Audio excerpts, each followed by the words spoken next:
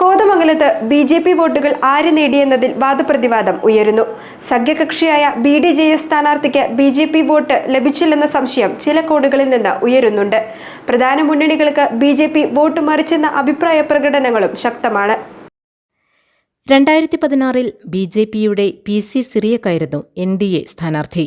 12,926 vote നേടി. 2021 ബി.ഡി.ജെ.എസിലെ Shine കൃഷ്ണനായിരുന്നു NDA സ്ഥാനാർത്ഥി. ലഭിച്ച വോട്ട് 4,638 മാത്രം. ബി.ജെ.പിയുടെ വോട്ട് ഷൈൻ കൃഷ്ണന് ലഭിച്ചില്ലെന്ന് ആരോപണമുയർന്നിരുന്നു. ഇത്തവണയും എൻ.ഡി.എക്കായി മത്സരിച്ചത് ബി.ഡി.ജെ.എസ് ആണ്. അജി നാരായണനായിരുന്നു സ്ഥാനാർത്ഥി. വോട്ട് കുറഞ്ഞാൽ ബി.ജെ.പി. പ്രധാന സ്ഥാനാർത്ഥികൾക്കുവേണ്ടി വോട്ട് മറിച്ചെന്ന ആരോപണം ഇത്തവണയുമുണ്ടാകും.